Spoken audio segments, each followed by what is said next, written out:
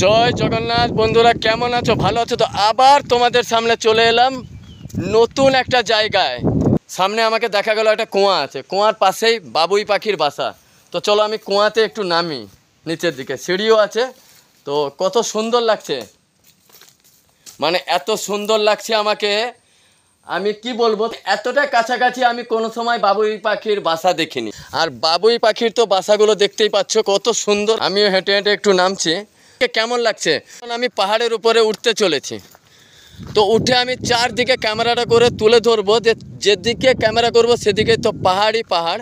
আমি পিছনে ক্যামেরাটা করছি, দেখতেই তো পাচ্ছ পাহাড় পুরো চারদিকে কাটা, মাঝখানে একটা ঝিল আছে, ছোট ঝিল।